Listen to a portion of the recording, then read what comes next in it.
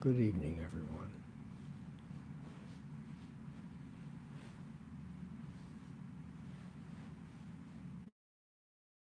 Expression. Have you heard it? I think I need the microphone a little closer. Do you think so? I think so. Uh-huh. Perhaps so. Maybe you can help me on that. Yeah, be careful. The Chinese have an expression, may you live in interesting times. It's not supposed to be a particularly complimentary thing. Interesting times are challenging times. I heard today that, now, who might it have been?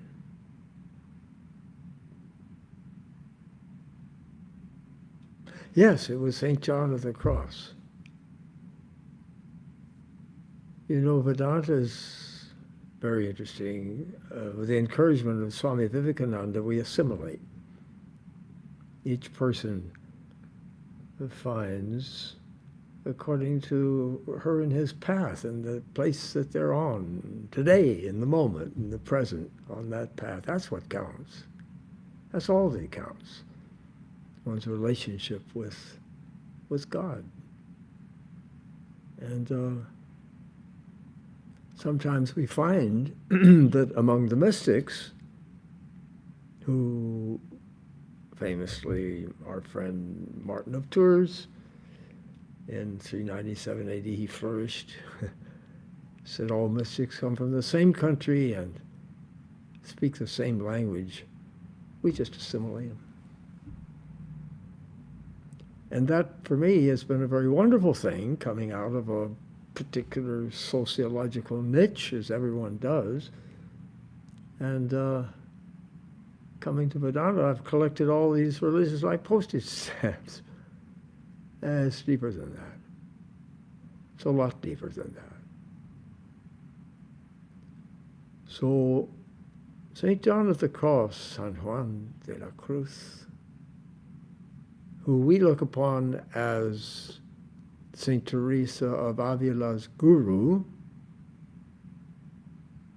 said that even if there's a fire going on around one should think of God.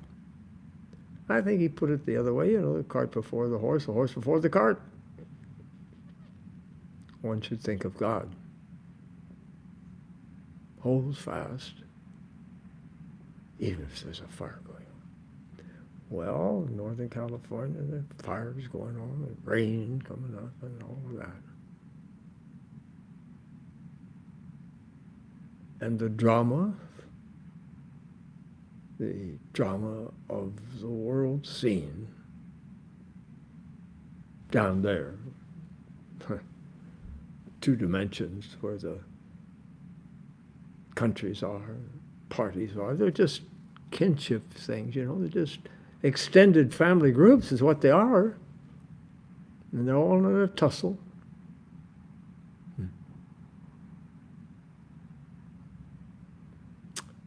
And we don't need to be in that tussle because we want to be up here. They're down there, 2-dimensional. Like watching a soccer game, I always say, through the glass of a TV set. There's a glass there. And this cascade, this fountain, this waterfall of superconsciousness, which is India's contribution to the world scene, is where we find our feeling relation with God. And from that great cascade of the superconscious realm that they're bringing into our world of the West, we find God country. I like to point out the people that I think of highly to people in the niche that will know their names. I like to point them out, but not as political figures, you see. Sometime in this day, in this age, a relatively tinctured, immersed, like sugar in coffee, God soul. God-man, God-woman will come on the scene, and I adopt him. Not as a political entity, but as someone living in God country.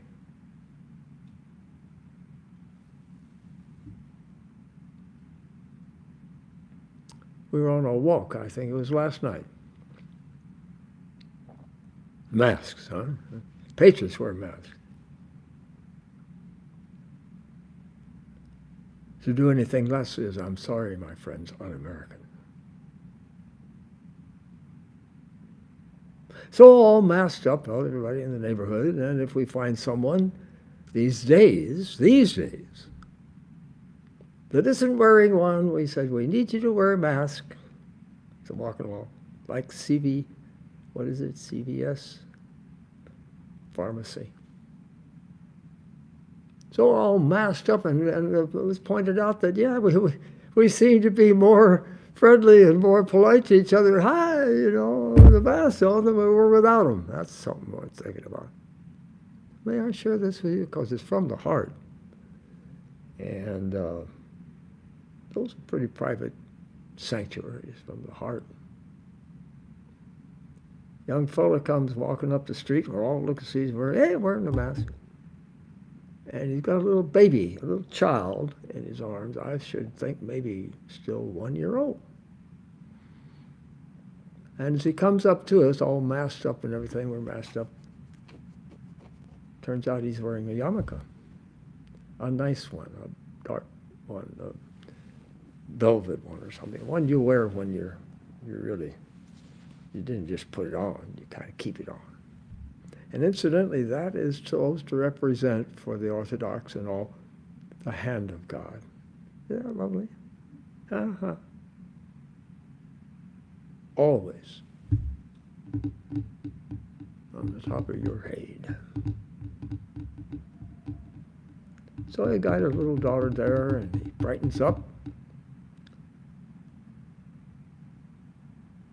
It was a very emotional time. He asked if we were Jewish because he wanted us to be. Don't you see? That was the point. This is a beneath the reason level stuff, as I like to say, below the eyebrow. He wanted us to be one. Mm-hmm. And I'd like to think that by the time the conversation was over, though there are always bureaucratic cubbyholes in people's desks, I suppose, a lot of people have it, I think he thought we were. No. I think he felt we were. It's a bridge called love. Mm-hmm.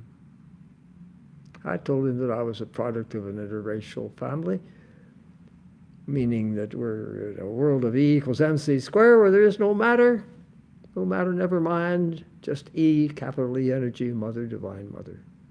Seen from inside is experience.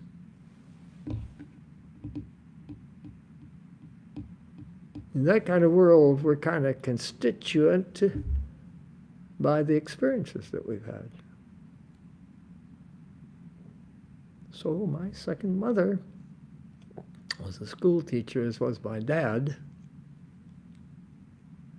They called it, Dad was teaching night school at that time, day school, night school. And she remembered our doctor, who was a family friend, calling in about 7:30 or whatever time it was.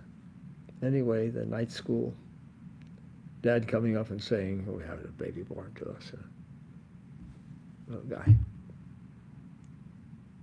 And then my mother going on to glory, his dad remarried, high school teacher.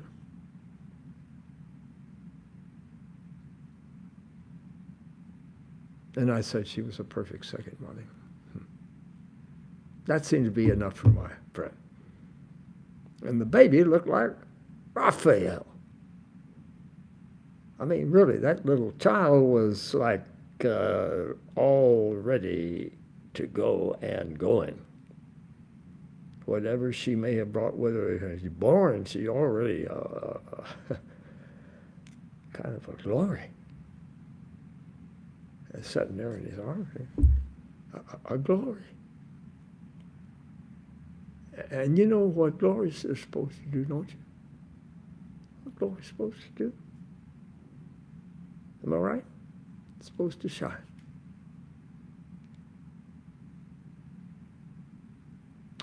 So may you live in interesting times. We're pretty sure around here in Vedanta that the source of happy, Happy New Year, Happy Day. We're pretty sure that the source of happy is God. So if we can fill the screen, assuming that wonderful little assumption that Vedanta makes, that's Vedanta, that there is in fact one shining infinity.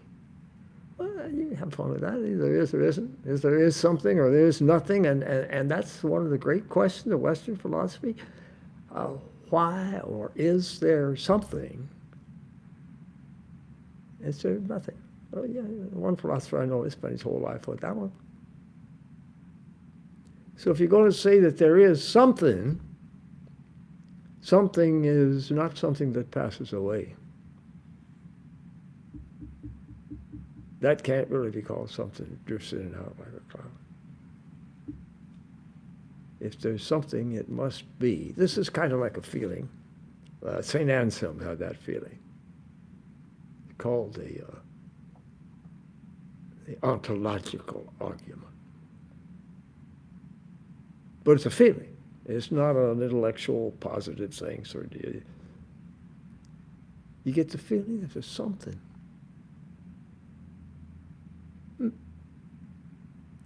It has to be shining.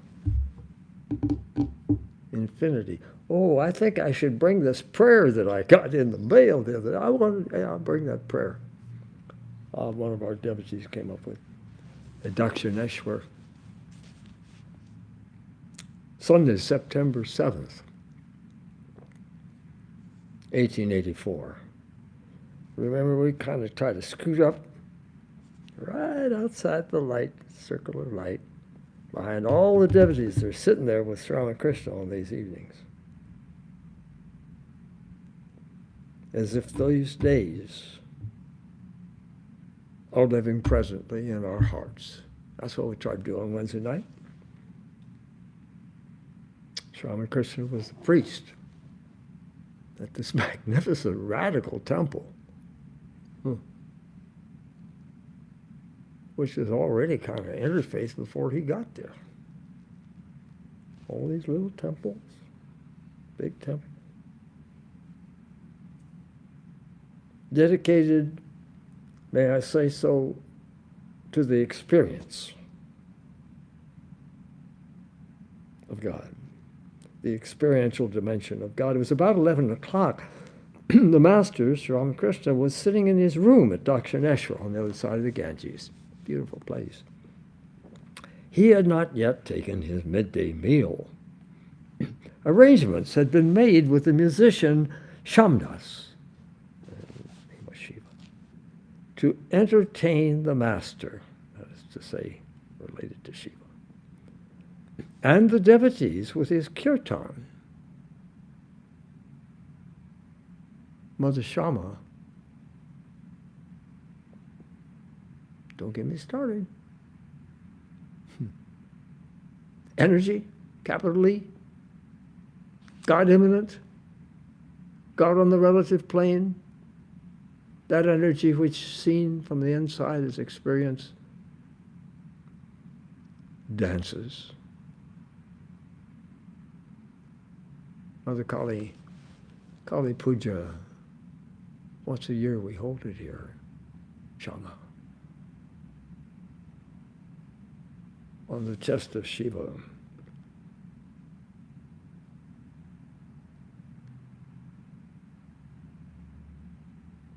So the musician Shamdas, arrangement had been made with the musician to entertain the master and the devotees with his kirtan. Now that's something else again. I got this theory, don't you see? It's kind of a hypothesis, but it's based again on some level of experience, that folk singers, I don't understand how that happens, around the world, they reach each other. They sing to each other. They sing and they dance. And David danced with abandon before the Lord. You know about the gypsies? You ever follow the gypsies? A wonderful film about them. Came from India, don't you know?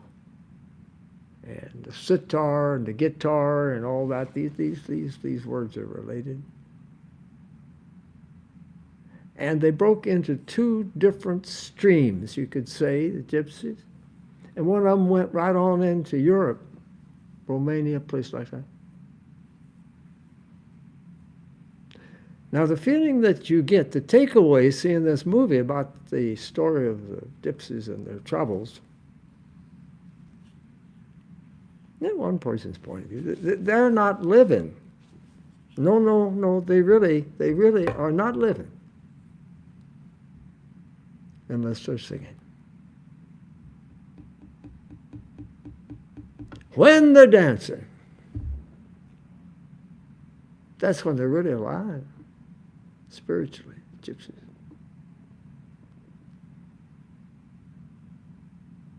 We talked about San Juan de la Cruz.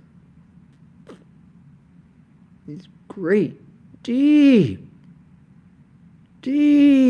mystics coming out of Spain as a response to what was going on in the rest of Europe, Germany, and all that, bringing a new day coming through the windows in the morning of the church, through the eyes and the mind and the restlessness and the yearning of a monk,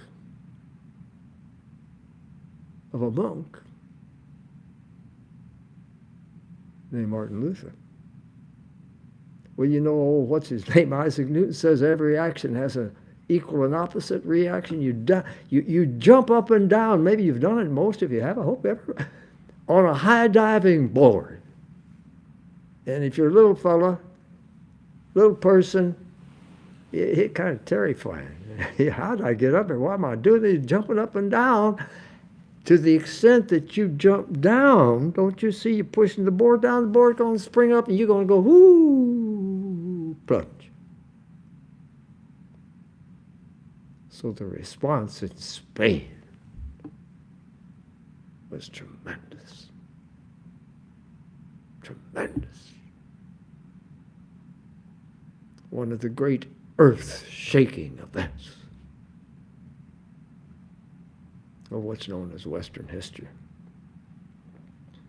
Western civilization really does begin when that heretic, slightly heretic, little band of Jewish mystics came up the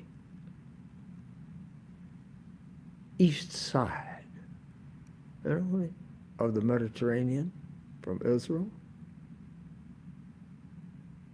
into what was the Greek thought world, capital T, capital W.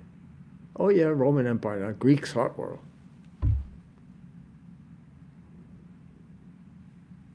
And Vivekananda said, when those disciples of Jesus came into the world of the Gentiles, so-called,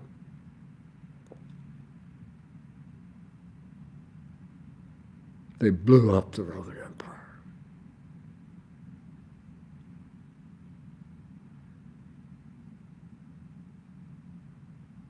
My favorite story about St. Teresa of Avila, you know?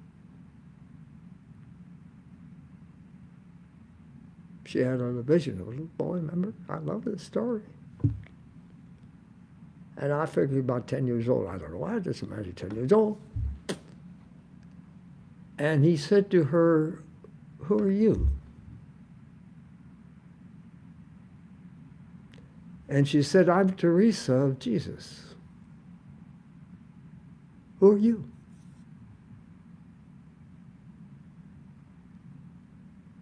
And he said, I'm Jesus of Teresa.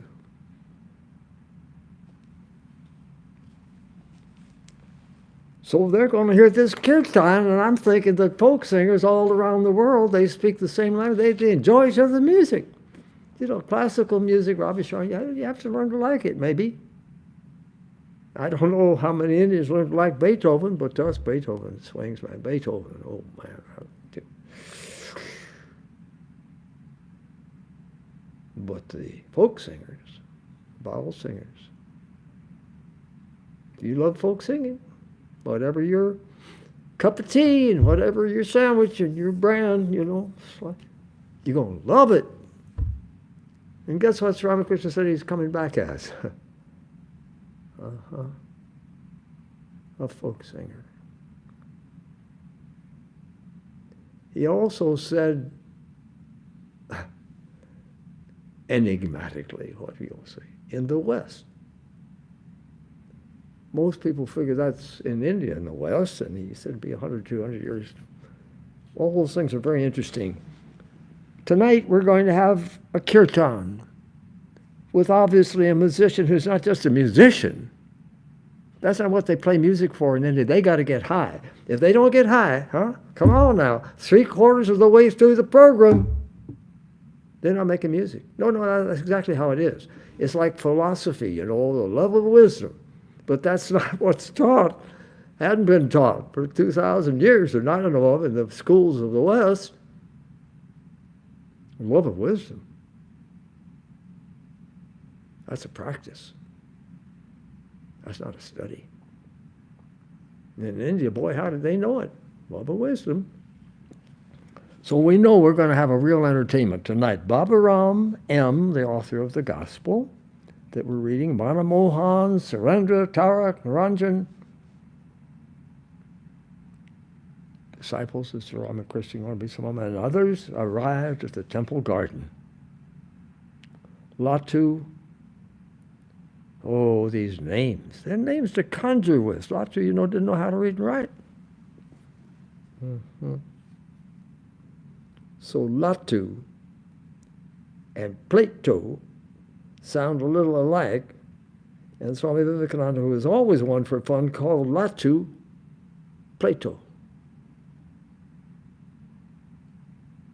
His wisdom was equal to or exceeded on a given morning that, you could say really almost of the other 15 disciples, any of them, with the possible exception of Vivekananda and Brahmananda.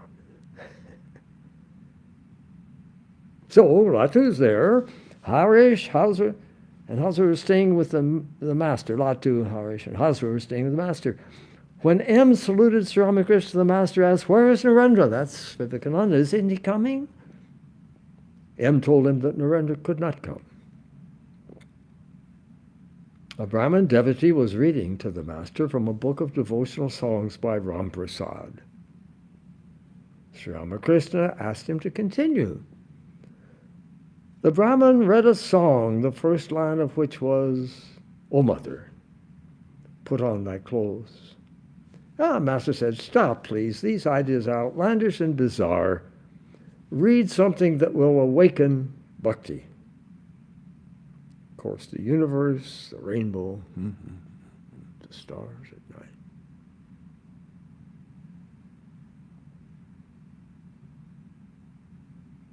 These are more than just ornaments or, what's the word I'm trying to use? But you know, things like people study in Hollywood, you know, you have to have a little song and dance, you have to have a little of this and that, one, that. No. These are not accessories. These are mother. Star-Spangled Banner, think of that. I just found out again, I look it up every so often, the census of the universe. Today's latest census of the universe of stars in what is really a magnificent phrase, the observable universe. That's an interesting point. 700, my friend. Are we talking about the stars now in the whole observable universe? There's 700 sextillion stars. Now I talk about, the Statue of Liberty and so on. Isn't that a crown for the mother? All right, so he's been told, now I want something that's going to develop real love in my heart.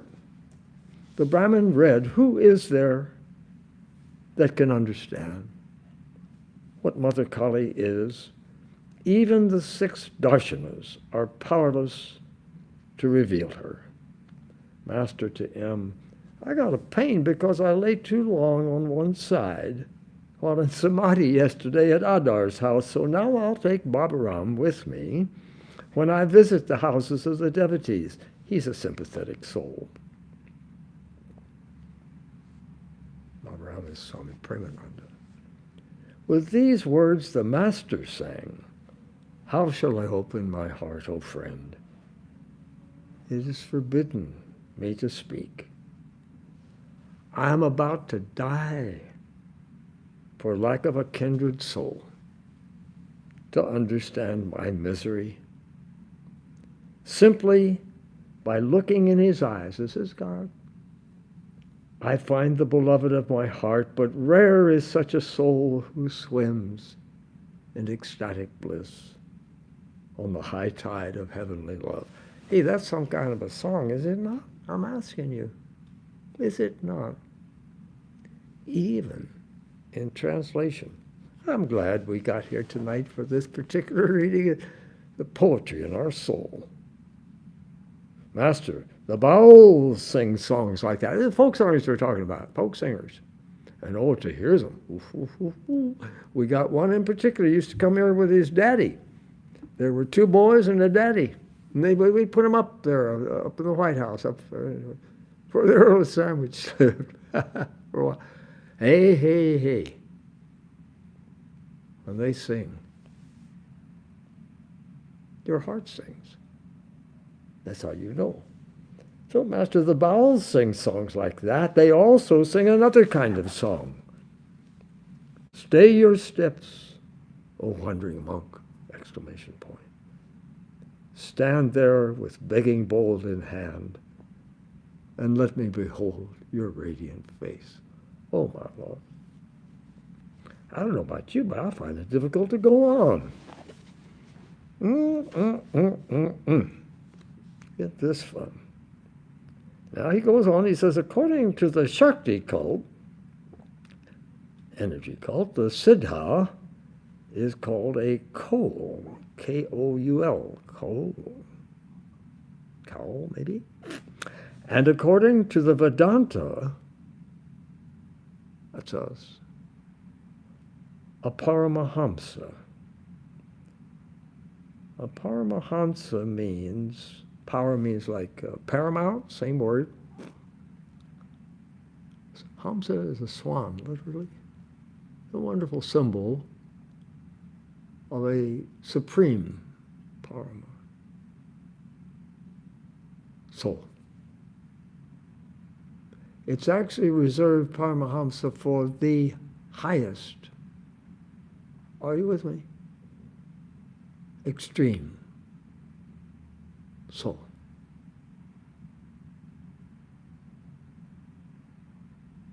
And I guess with us,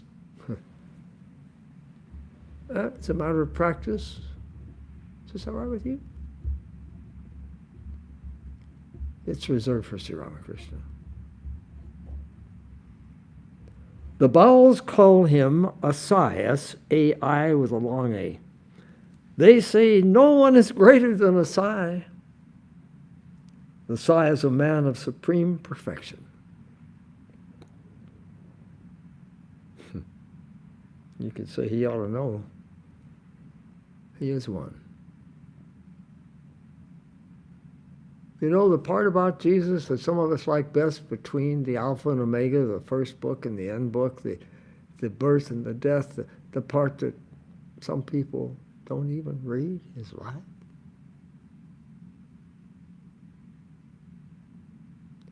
When Jesus said, as a matter of empirical experiential reality, I and my Father are one, he meant, that's the way I feel.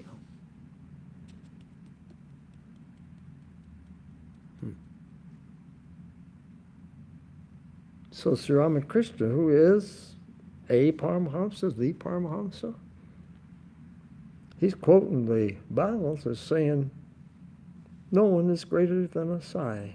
A Sai. It's Sai. The Sai is a man of supreme perfection. There you are. He doesn't see any differentiation in the world. He wears a necklace, one half made of cow bones, and the other of the sacred tulsi plant. He calls the ultimate truth, capital U, capital T, Alec,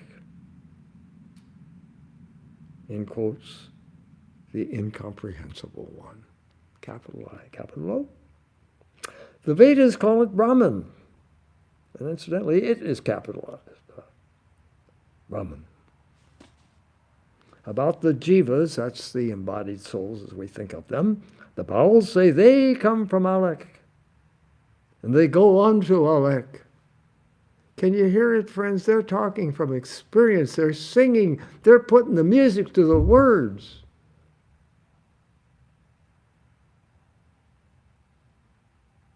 Little David, play on your harp.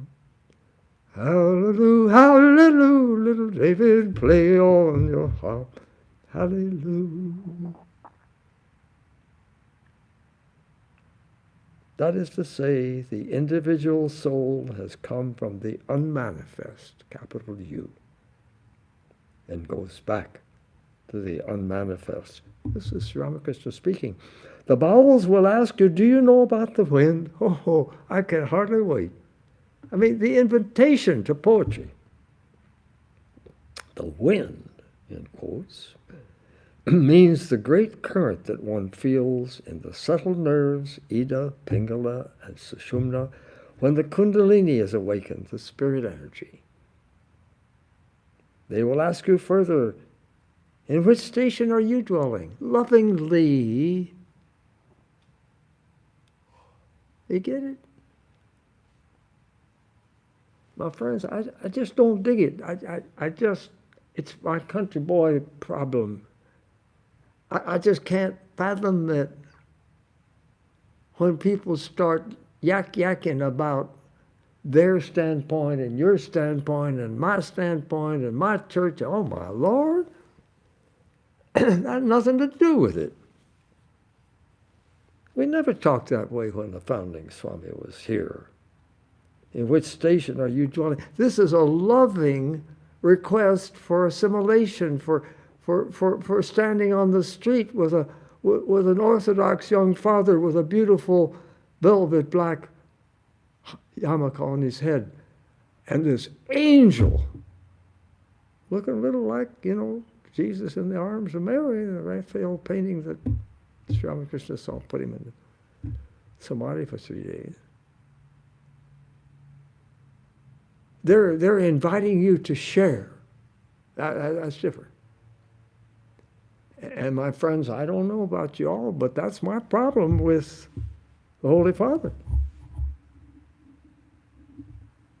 His name's Francis. I call him Francis II.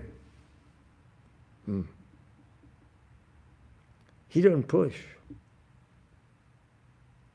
He pulls.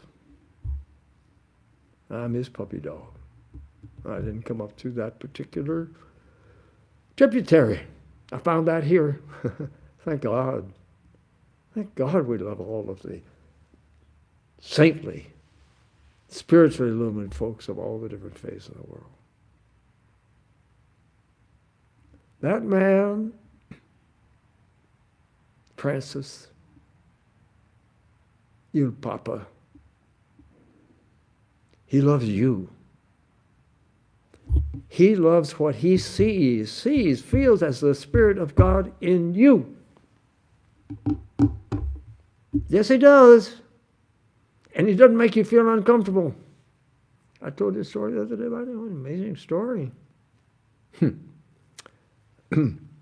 So Il Papa said it has to be in Rome, it has to be in Italy, and there's a space, quite a few people were sitting there. I think this is before the pandemic thing got started, quite sure it was. And there was a little grassy place between him and the people. And there was a little boy there, and by little, I mean little boy, 6, 8 years old. I don't think he's older than 8. But he kind of fidgeted. And one of the cardinals noticed it, so he went over. Pope hasn't worn purple since he was installed. He wears white beanie. Oh, my Lord. So Pope's sitting there, and he goes and gets the little boy, and he brings him up. And the cardinal explains somehow to the Holy Father that the little boy wanted to talk to him. And he felt a little shy, so the Pope just put his arm like this. He said, "Whisper in my ear." And then after the little boy said what he had to say to him, His Holiness tells everybody what he had said. He said, "My daddy just died." All right. He said he was an atheist. He's asking the father of the church, will he go to heaven?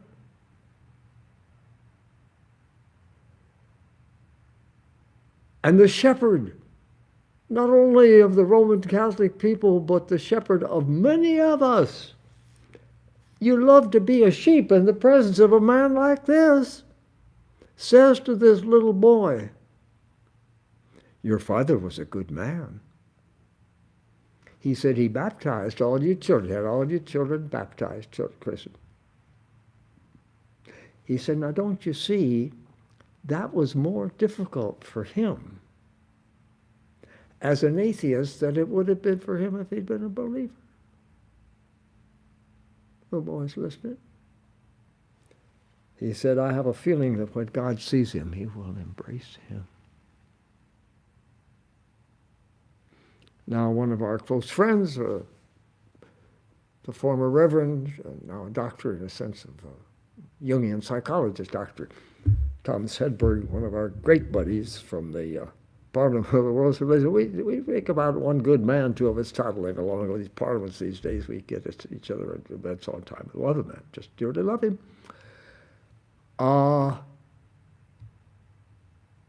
He told me that when he was a seminarian, and incidentally, when he was a seminarian, Jesuit, he was prematurely bald. You get the picture? The tonsure, that comes from India. So does the rosary. That's historic, Buddhist and all. Nevertheless, he was prematurely bald. So the other fathers, and I've noticed how much fun they are, how much humor they have as they're running to a meeting at the parliament or something, they get together and laugh. They called him a visible head of the church.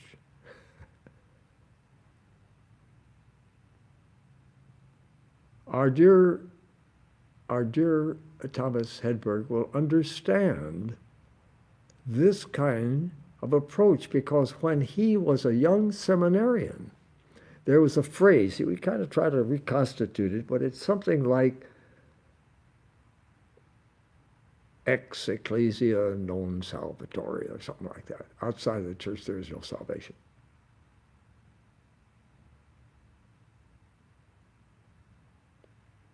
So I give it to you. Whatever else you want to say about the man I call Francis II, he won over a lot of people. He's not getting them on a register in a book. We got you signed in here. He's winning their hearts. I say we're Christians, it kind of surprises people, but by God, I won't give up. We have a Swami, they're reading the book now in the evening, the boys.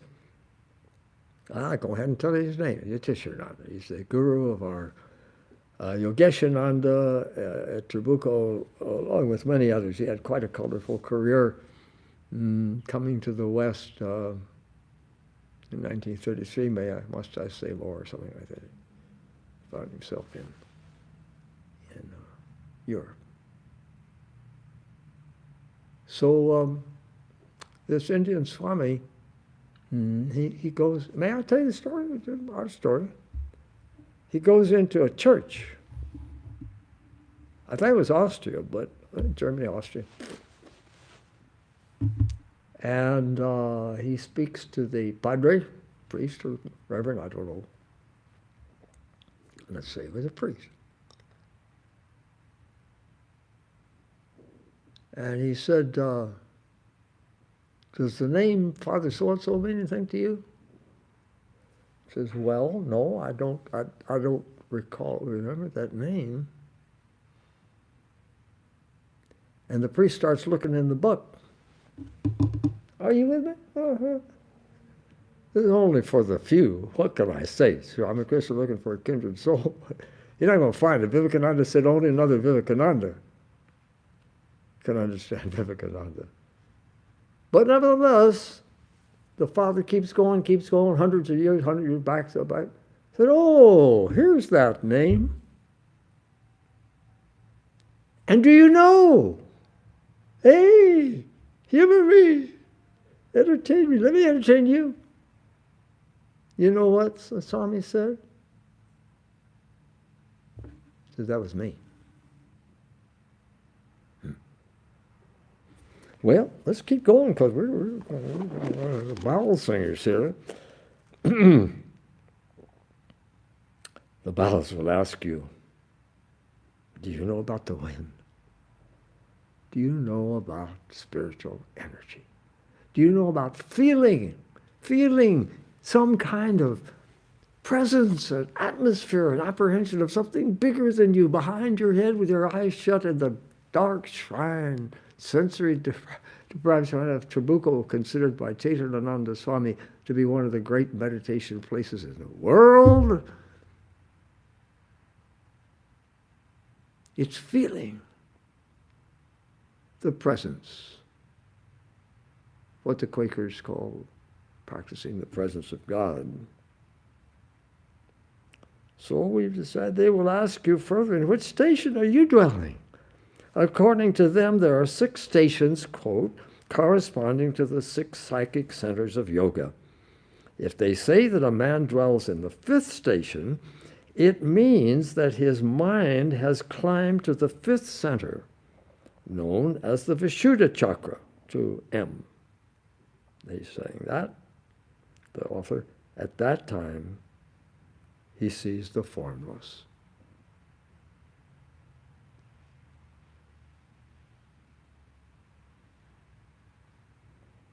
It's in the throat. Formless with a capital F. What does that mean? Well, that means that you are beginning to get to the place where you are becoming. Would you with it? Love. You're not loving. Huh? That implies subject-object. You are.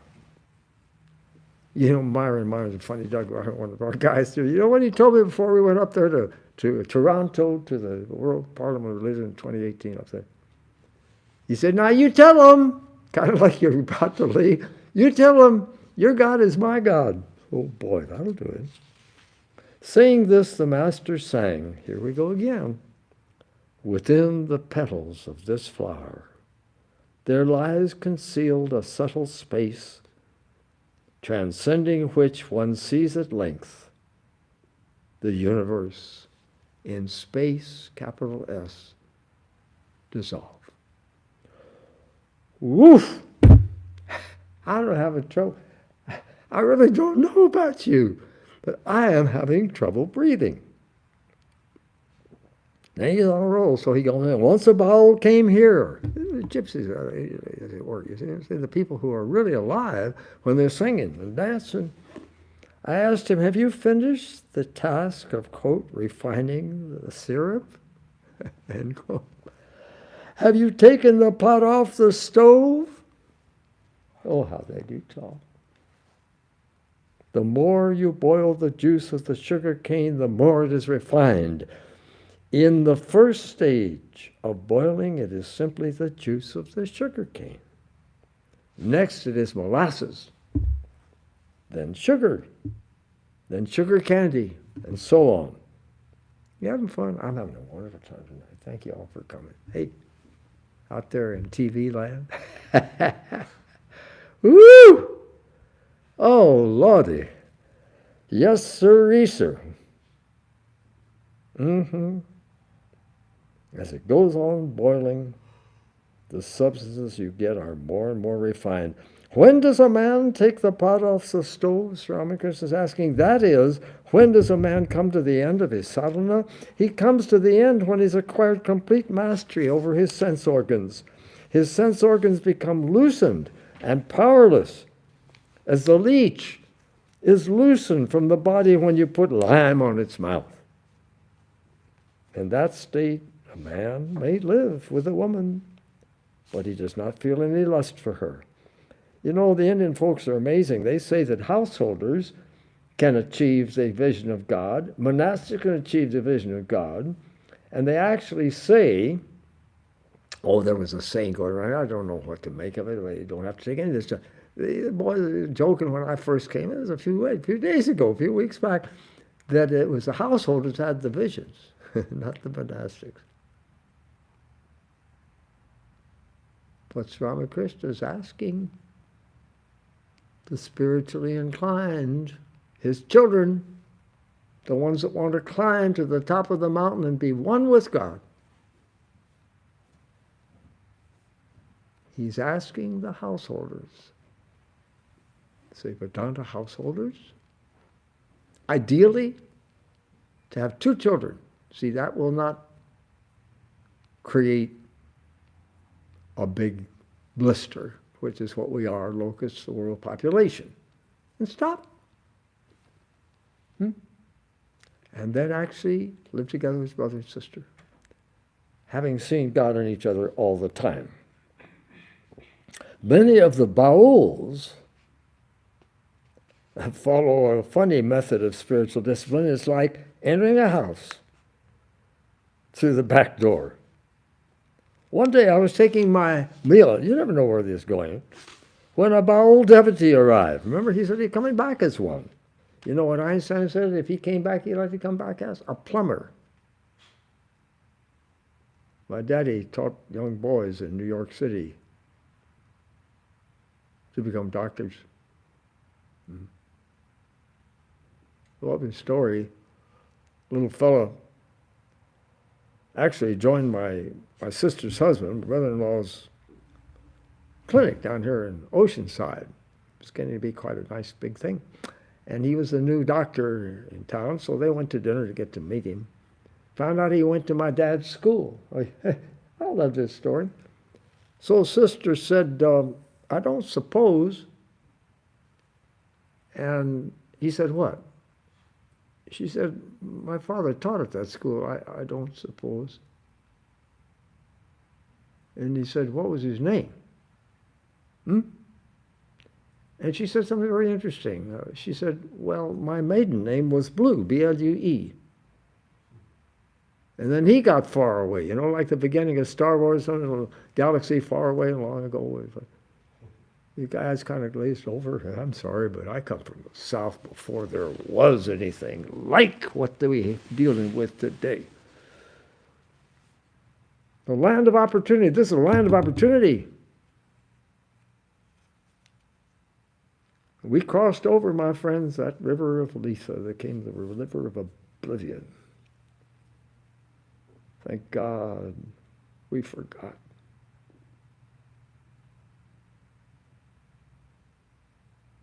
But in an analogy to the Bhagavad Gita, I don't know about yours. We love y'all, right? Got to. Jesus said so. But amen. Do you mind?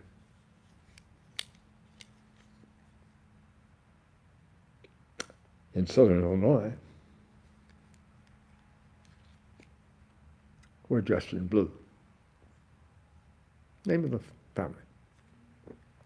So here it's going along here, and this fellow said, so I cry easily, that's the point.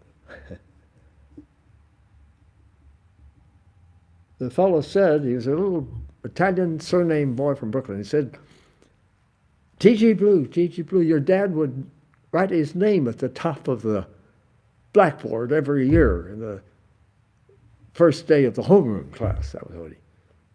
And he told me something. We didn't talk about religion and patriotism on our sleeve at home, but he said this one time. It's wonderful. He said, you know, when the boys come into my homeroom class at the beginning of the year, he said, I pray, oh Lord, don't let me take the brightness out from behind their eyes. So he wrote his name up there. He learned their names, you know, this farmer from Southern Illinois. They didn't do that in New York City. And he said, you see, I was a little fella in a parochial school in Brooklyn. And the nuns loved me. And they gave me high marks. And when I got into your dad's class, he gave me a C. Well, Dad was in charge of makeup. In the afternoon, he didn't get paid anymore for it. Other teachers wouldn't touch it with a 10-foot pole. He loved it. He wanted it. Where he could help the boys get up to speed, don't you see? And the newcomers, guys come looking out the window, the older fellow had been there a while, they'd elbow them in the ribs. And they'd elbow these new guys and said, learn your symbols and valences, so your alphabet for chemistry. So what my friend, this little boy from Brooklyn, was saying was, and it means something to me, that Dad not only gave him the dream of becoming a doctor, the dream of becoming a doctor, but he gave him the ability to do so.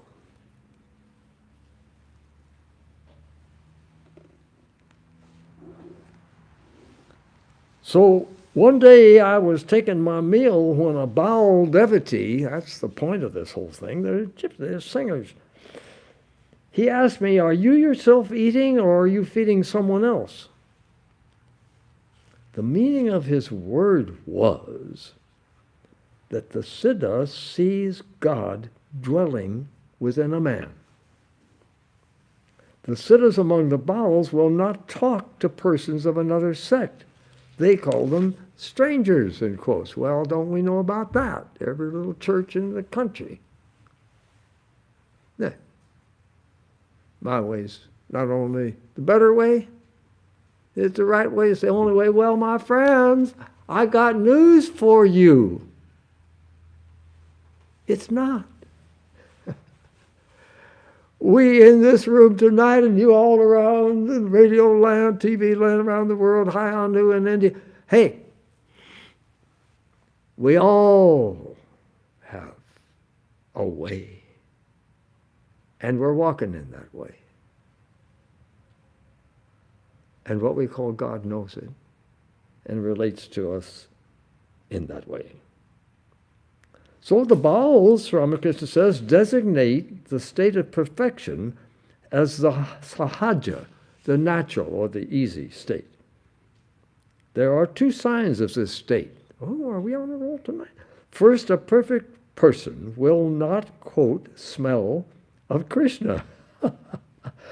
Whatever that means, in quotes. Second, he is like the bee that lights on the lotus, but does not sip the honey. Here we go. The first means that he keeps all his spiritual feelings within himself. Well, that's interesting. He doesn't go around town, yelling, my way or the highway. That's what he means. My way is the better way. My way is the best way. My way is the only way. He's got so much, she's got so much going on inside, there's no point even discussing it. You know about the Japanese folks?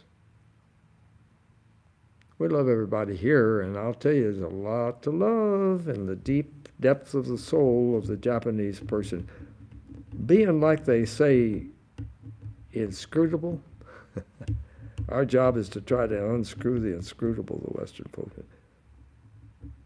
There's a lot going on inside, if I may say so tonight, the belly of a Japanese man. And by keeping the fire, are you with me? The Indian folks recommend this. By keeping the fire, like in a Franklin stove, in the belly, inside the person, it has tremendous power. And that's what you're in the presence of when you come into the presence, particularly of a spiritual Japanese person.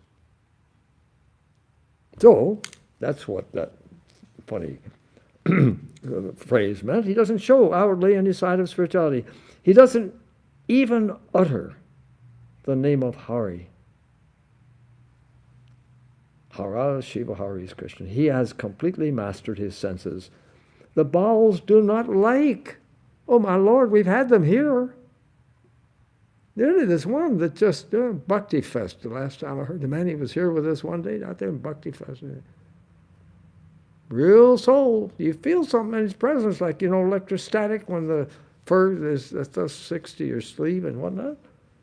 The bowels do not like the worship of an image. They want a living man. God living. Put it that way. That is why one of their sects is called the Kartabhaja. They worship the Karta. That is to say, the Guru as God. Well, that is to say, you know what I'm saying? God in the Guru.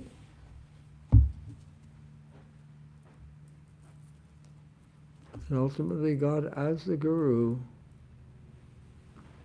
Now let's get that clear. That doesn't mean that Sam Jones is God.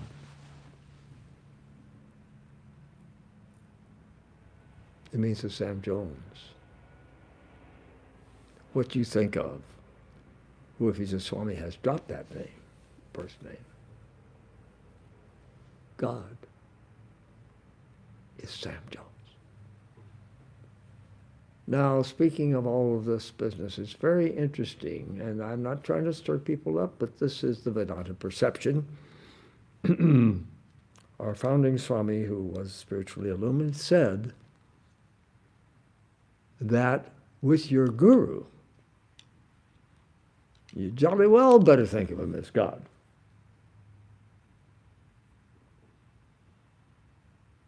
You jolly well. Because you don't want to make the mistake of thinking that Sam Jones is God. See where we're headed? I told you about my friend got the dogs, and he named these dogs after spiritual people, beautiful dogs. And when the dogs died, he had more trouble letting them go than his wife when they were going to separate. That's a mistake. He thought the dogs were God. The truth, the reality that they want us to learn about the day we come within 24, 48 hours. That's why Sri Ramakrishna said, Jnani first and then Bhakta. Amazing statement. Be Jnani. Enough love in your heart to be able to see something special in the other and to wish her well and wish him well and to seek if you can be of some little service if they wish. So God is the Guru. Now, curiously enough, our Swami said in closing tonight that ironically, it's not necessary. This will be difficult for some of our brothers to understand. For the superluminary to be thought of as God. In other words, Jesus. Not necessary. To the Indian mind, the experiential mind, the God consciousness, the river of God that flows in our hearts and eventually sweeps us away with the tide. And unnecessary, ironically, to think of the incarnation as God. It's very interesting to try to think of the woman at the well. Samaria, she was a bright lady. She asked some very penetrating questions when Jesus sat down. I don't know. I don't know that the revelatory end of the scriptures there, what she thought of Jesus. She was mighty intrigued with the answers, I'll tell you that. Where is the temple? Because that was a point of contention. The Samaritans, the Jews said, well, it's in Jerusalem. And he's saying the temple of God's within. It's things like that. Because why? Because he is God. Can some of our fundamentalist friends understand that? To be in the presence of God is eventually to become one with God. And as they say in any one of the wonderful, lovely churches, so different, in synagogues and mosques in our country, and so forth, temples. And here endeth the reading. Now let me trip out. I'd like to trip. Thank you for enhancing the space, the affinity tonight in my soul, the soul of your little brother. Oh, I know the Lord. I know the Lord. I know the Lord has laid his hands on me. Well, I know the Lord. I